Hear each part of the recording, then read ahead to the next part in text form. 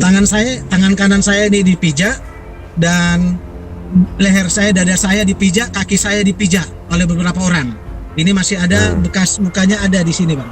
Kalau mereka mau tarik atau mau merampas mobil kita, ya mana surat dari putusan Pengadilan. pengadilan? Saya mau melapor ke bagian SPKT, tapi bagian SPKT menolak menerima laporan saya dan penganiayaan yang saya terima.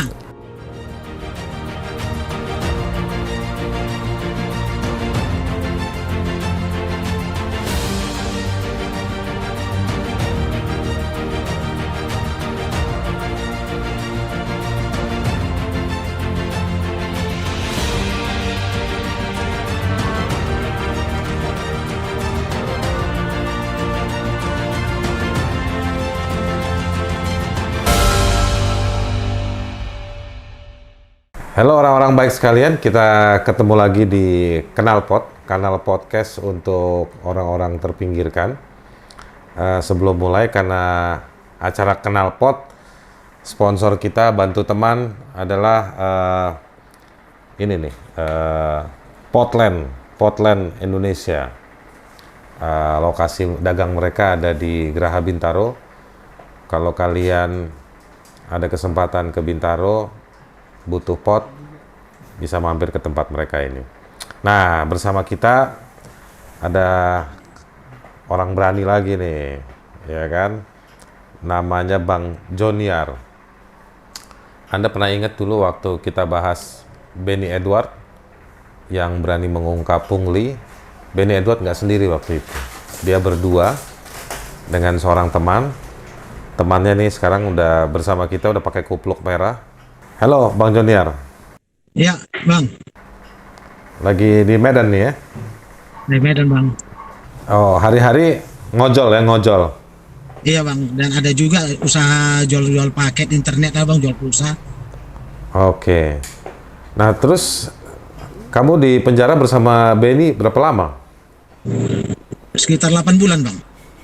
8 bulan ya. Saya nggak bongkar ceritanya. Benny udah cerita banyak. Tapi saya dengar kamu setelah lepas dari penjara mengalami beberapa kejadian lagi. Apa aja itu? Ini sebenarnya rekaman yang tahun lalu yang Ya. saya sama Bang Benny. Oh, ini justru sebelumnya ya? Sebelumnya kejadian itu videonya Oke. sebenarnya kejadian 16 Agustus 2020 sebelum kami ditangkap. Mereka ulang kami buat di depan Polres Tanah Karo. Oke. Ceritanya bagaimana itu? Saat itu pada tanggal 6 Januari 2016 ada 2 unit mobil kita yang dipinjamkan tujuan ke Tanah Karo, Brastagi, Gundaling.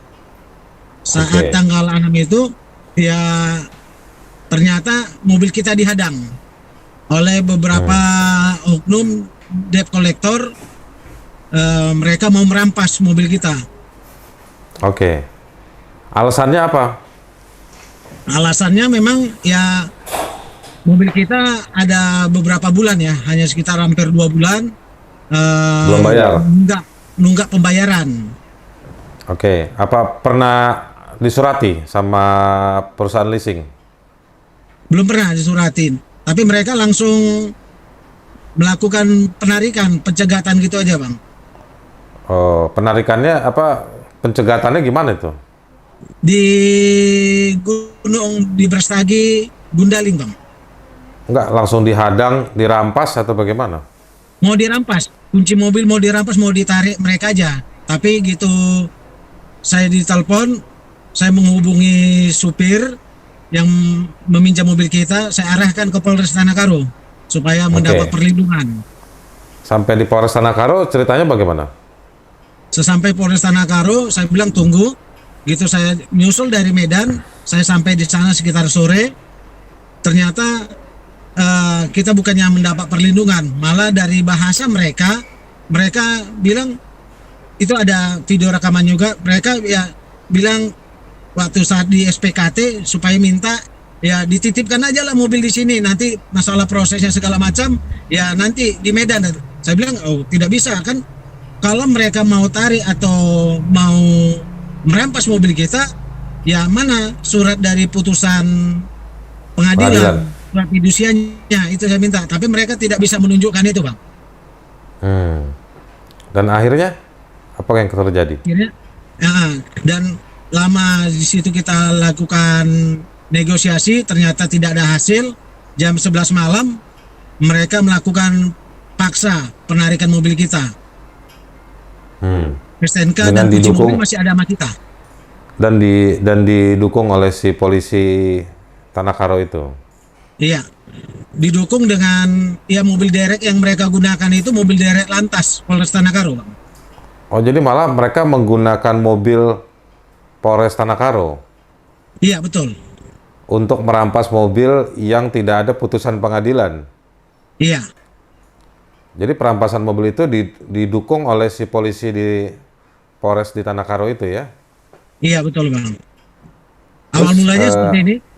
Penganiayaan yang saya lakukan karena mobil saat mulai diangkat, di situ saya udah mulai teriak. Jangan diangkat, jangan diangkat, saya teriak. Tapi ya sekitar itu bilang ini kantor polisi, jangan teriak-teriak. Mereka bilang seperti itu. Dan saya katakan gitu, saya mobil saya udah sampai di atas, saya teringat kunci mobil derek saya ambil. Kunci mobil derek saya ambil, saya pegang, saya taruh di pergelangan jari, pergelangan tangan, saya mau pengen pertahankan. Ternyata alhasil saat saya mau pengen pertahankan, saya dijegel, saya dianiaya, dirampas kunci mobil dengan tangan saya, tangan kanan ya, tangan kanan ini saya masih ada bekas cacatnya, bekas lukanya ada Bang. Anda diapain? Dipukuli? Tangan kanan saya ini dipijak dan leher saya, dada saya dipijak, kaki saya dipijak oleh beberapa orang. Ini masih ada bekas lukanya ada di sini Bang, ada cacat. Berapa orang itu? Saya tidak bisa nyetir. Dari debt collector semua? Iya. Waktu penganiayaan saya dijegel saya terletak di depan, nggak jauh, udah setengah meter di depan polisi itu. Saya dianiaya, dilakukan perampasan kunci mobil. Dijegel tuh apa? Itu bahasa Medan itu. Kita nggak ngerti itu ya, dijegel. Ditekel, dijatuhkan ke aspal, ke jalan depan. Jadi Anda dijatuhkan sampai ke aspal? Iya, leher saya dipiting ya, di bahasa Medannya dipiting, itu saya dijatuhkan. Ya kalau di Jakarta piting juga. Masih masuk lah itu kalau piting. Iya, supaya saya jatuh ingin merampas kunci mobil. Oke. Berapa orang itu? Untuk debt collectornya sekitar yang melakukan penganiayaan sekitar 3-4 orang. Debt collector yang hadir di situ belasan orang Bang. Itu terjadi beberapa polisi bagaimana? Beberapa polisi di situ hadir juga, beberapa polisi yang bertugas SPKT dan juga proposnya juga ada di situ. Mereka melihat ya? Melihat. Jelas ada di gambar itu, mereka melihat. Video itu ada. Dan mereka diam aja semua? Iya. Karena mereka tahu mulai ada gejala saya handphone. Waktu saat saya merekam, saya berikan kepada teman. 2 orang saya bawa saksi dari Medan. Saya berikan. Ya. Sepertinya saya ada dugaan bakal mau dianiaya. Handphone itu merekam on terus. Jadi handphone mereka waktu saat kejadian mereka mau pengen rampas sebenarnya handphone itu. Tapi untungnya nggak jadi diambil ya? Nggak berhasil. Setelah peristiwa itu, Bang Jonier apa pulang? Waktu saat peristiwa ada mobil udah pergi, dibawa lari ke Medan, saya mau melapor ke bagian SPKT, tapi bagian SPKT menolak menerima laporan saya dan penganiayaan yang saya lakukan, yang saya terima. Jadi polisi di Polres Tanah Karo melihat kejadian tersebut, tidak melerai, dan Anda sendiri ketika mau melapor itu tidak diterima? Tidak diterima. Dan pada saat itu juga, pagi itu juga, sekitar jam 3 pagi, saya langsung buat laporan ke Polda Sumatera Utara. Di Medan? di Medan. Diterima baru. Diterima baru dan diminta supaya saya divisum di Rumah Sakit Estomihi, Jalan Sisinga Mengaraja Medan. Terus kasusnya, laporan Anda jalan? Seterusnya laporannya, ya berapa kali mereka coba menghubungi saya bilang, akhirnya Polres Tanah meminta supaya saya kembali, supaya diperiksa. Saya diperiksa di Polres Tanah tapi saya katakan, saya tidak mau. Saya kalau mau saya diperiksa di Medan. Kenapa kalian periksa lagi kembali saya ke sana? Sementara kalian dari awal sudah menolak. Kenapa harus ke Tanah Karo lagi? Polisi Tanah Karo itu diperiksa sama Propam di Polda Medan, Polda Sumut. Iya. Saya bersedia diperiksa. Izin Bang, saya bersedia diperiksa di Medan oleh Polres Tanah Karo, itu saya mau. Iya. Enggak, si polisinya kan Anda laporkan juga ke Polda kan, karena mereka membiarkan Anda dipukuli. Enggak, Anda nggak melaporkan itu? Ada Bang, saya juga melapor ke Propam Polda. Tapi ya sampai saat ini ya proses itu tidak ada. Bagaikan di PTS kan. Nggak ada kabarnya ya? Iya. Karena mereka ngotot supaya saya diperiksa di Polres Tanah Karo, Bang. Oke. Terus kasus perampasan mobil itu juga nggak ada ceritanya? Tidak ada juga. Dan sempat beberapa kali saya lihat mobil itu berkeliaran di kota Medan. Oh. Pernah cari tahu nggak tuh mobil dijual atau apa? Itu belum. Saya lihat pengemudinya lain berkeliaran itu. Saya nggak berani, saya juga kan nggak berani sentuh lagi mobil itu. Biar karena proses hukum, saya berharap seperti itu. Nah, terus kan Anda kredit mobil itu sama perusahaan leasing. Iya. Ceritanya bagaimana tuh perusahaan leasing? Ya keputusan leasing nggak ada Bang. Ya begitu aja. Ya. Jadi duit Bang Jonier hilang dong, yang sudah bayar sebelum-sebelumnya. Saya udah bayar sekitar 2 tahunan Bang. Berapa juta itu semua? 2 tahunan sekitar 24 bulan kali 4 jutaan per bulan Bang. Hilang tuh sekarang ya? Ya sekitar 100 juta lebih Bang. Terus perusahaan leasing nggak pernah mengembalikan duit itu ke Anda? Tidak ada, sampai saat ini tidak ada perusahaan leasing menghubungi atau melakukan komunikasi dengan kita Bang. Perusahaan apa itu namanya? PT ACC. Oh, PT ACC. Astra Company. Oh iya. Itu kan perusahaan besar tuh. Mungkin agen-agennya di lapangan itu ya? Iya. Anda laporkan aja ke perusahaannya di Jakarta.